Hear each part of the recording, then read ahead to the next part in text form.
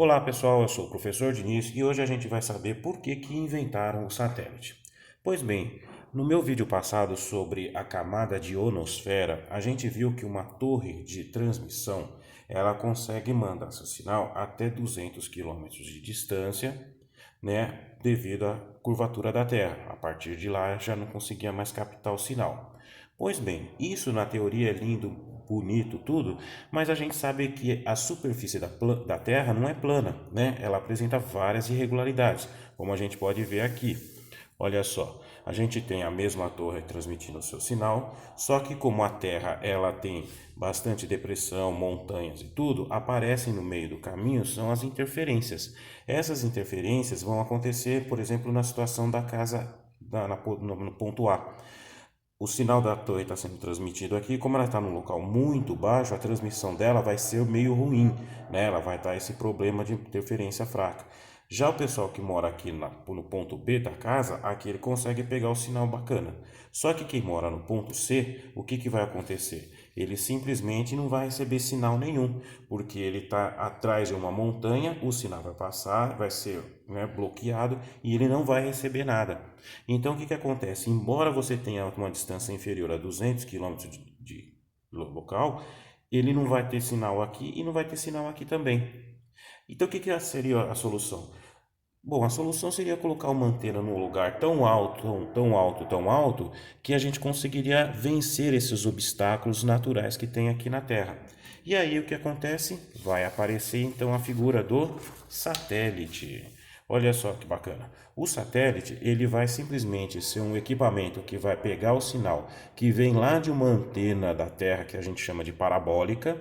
Essa antena parabólica vai mandar o sinal lá para cima, ele vai pegar esse sinal e vai mandar de volta para outra antena, né, no local mais distante da Terra. Então, com isso, a gente consegue vencer todos esses obstáculos naturais que a gente teria aí na superfície da Terra.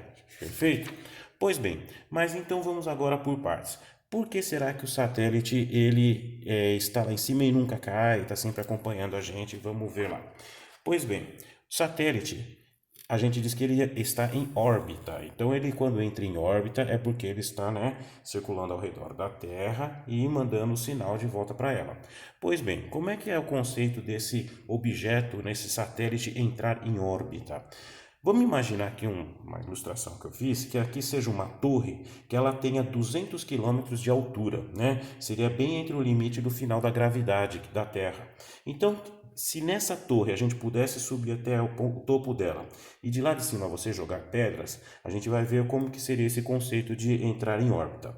Vamos supor que na primeira ocasião aqui, eu esteja aqui na ponta da torre, né, a 200 quilômetros de distância da Terra, de altura, e aqui eu jogasse uma pedra, simplesmente deixando ela, soltasse uma pedra, ela caísse. O que ia acontecer com ela? Ela ia só ter a força da gravidade exercendo sobre ela e ela iria cair no chão. Muito bem.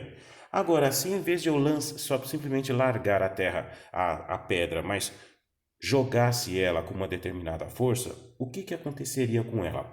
Ela teria, ela ia sofrer a força, a interação de duas forças, né? Uma seria a força de gravidade e a outra seria a força do meu impulso, do impulso que eu joguei a pedra. Então, o que aconteceria com ela? Aqui estaria a pedra, ela teria a força do impulso, que eu joguei ela, e teria também a força da gravidade que ela estaria sofrendo. O que a interação dessas duas forças vai fazer com que ela descreva uma curvatura, mais ou menos assim. Essa seria a força resultante, né, que teria da interação dessas duas forças. Então seria uma trajetória meio curva. Pois bem, se eu jogasse agora uma outra pedra com uma força um pouco maior, essa curvatura que ela descreveria seria maior e ela seria jogada mais longe da torre. Perfeito? Agora, o que aconteceria se eu jogasse uma outra pedra cuja força que eu lançasse nela fizesse com que a trajetória de sua queda fosse exatamente a curvatura da Terra? Você teria esse objeto em órbita. Então, olha só que interessante. Quando um corpo é lançado em torno da Terra numa velocidade, força suficientes para que a sua curvatura de queda seja igual à curvatura da Terra, esse objeto estará em órbita. Perfeito? E aí a gente tem outros conceitos aqui. Se tiver a uma altura de 200 km, que é o caso que eu joguei a pedra, a velocidade dela vai ser de 28.000 km por hora. O que equivale, se ela for dar a volta em torno da Terra, em termos de 90 minutos. Então, em 90 minutos, ela vai completar uma volta aqui, certo? Então, quanto mais alta ela tiver, menor vai ser essa velocidade. Então, o que vai acontecer? Ó? Se colocarmos esse objeto, que seria no caso o satélite, a 36.000 quilômetros de altura, a velocidade que ele vai descrever seria a mesma velocidade de rotação da Terra, ou seja, ele completaria uma volta a cada 24 horas. E isso é interessante mesmo, por quê? Porque o país que vai lançar esse satélite, ele vai querer que o seu sinal seja recebido e devolvido ao mesmo tempo que ele vai descrevendo, né, a trajetória de rotação. Então o satélite vai estar sempre sobre a cabeça desse país, certo? E é isso que a gente chama de satélite geoestacionário. O que significa um satélite geoestacionário? O satélite geoestacionário é aquele satélite que geograficamente está parado. Então significa o quê? Que se você pudesse isso aí, né? Vamos fazer só uma historinha. Vamos supor que você acordasse de manhã e visse o satélite lá em cima. Aí você fala, olha, agora de manhã o satélite está na nossa cabeça. Aí você chega depois do almoço, olha de novo para o céu, já passou o almoço, já são uma hora da tarde e tal, você olha, esse satélite continua lá em cima, parado, entre aspas. E você de noite vai de novo olhar para cima e vê o satélite lá também parado. Na verdade, o que acontece? Não é que ele está parado, a Terra está girando, no seu movimento de rotação que você já aprendeu na escola, e o satélite vai estar exatamente sobre a sua cabeça para receber o sinal que as antenas estão mandando para ele e ele está devolvendo. Então a gente diz que nesse caso o satélite está geoestacionário. Para nós, ele está geograficamente parado. Legal? Pois bem, agora vamos falar da parte técnica do satélite. A gente está vendo aqui que você tem uma parabólica aqui na Terra que está mandando esse sinal para ele, e aí ele recebe esse sinal e está devolvendo o sinal para outra antena parabólica. Pois bem, só que tem uns detalhes aí. Primeiro, esse satélite, como eu já falei, ele está a 36.000 quilômetros de altura, né? Então não adianta você chegar e falar assim, simplesmente, ó, você manda o sinal lá para cima, aí depois que ele percorreu 36.000 quilômetros, agora volta para retransmitir para outro lugar. O sinal ele não aguenta. Então o que faz na verdade um satélite? O satélite é um equipamento eletrônico que ele não só capta a frequência e depois devolve ela. Primeiro ele tem que captar essa frequência que recebe numa potência bem fraquinha e amplificar ela de volta, para que o sinal tenha força para de voltar para a Terra. Então ele vai pegar esse sinal e vai amplificar. Então ele já é um amplificadorzinho de sinais. E não adianta também ele devolver esse sinal na mesma frequência. Por quê? Porque você vai ter interferência do que o sinal que está indo com o sinal que está voltando. É o que a gente chama de eco, né? Então, o que a gente tem que fazer para que um sinal que está subindo não interfira no sinal que está descendo? Tem que fazer com frequências diferentes.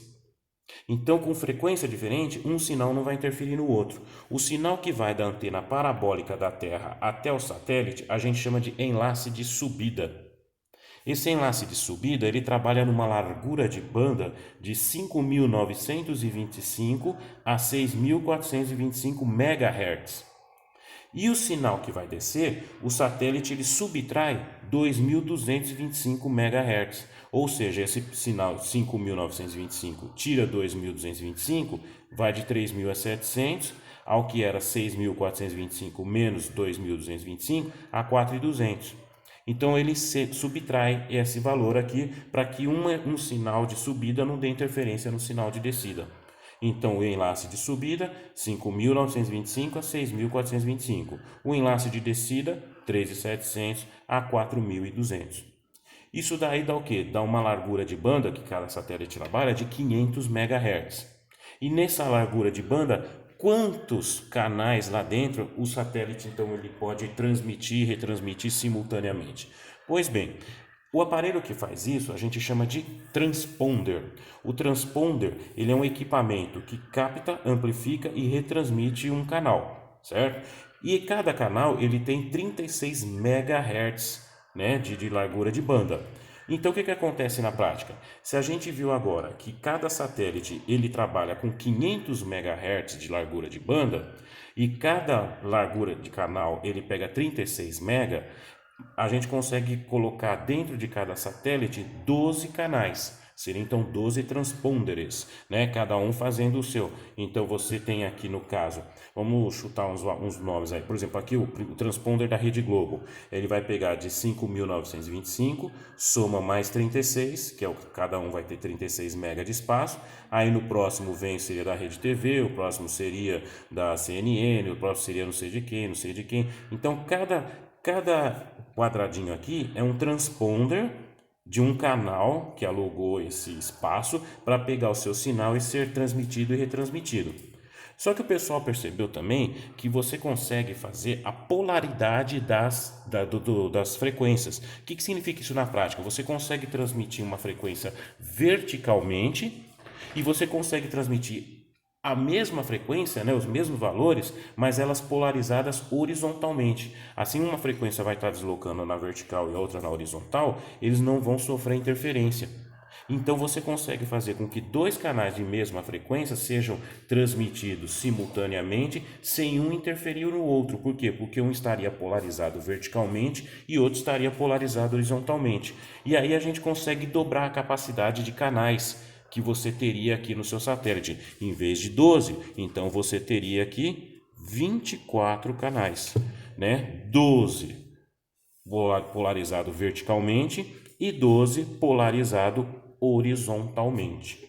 Aí você vai falar assim, professor, mas eu fazendo uma conta rápida aqui, eu percebi de 500 mega, eu tenho 12 canais, não vão sobrar, não vai sobrar uma largura de banda de frequência aí que eu também poderia colocar até mais 2, 3 canais, não sei quanto?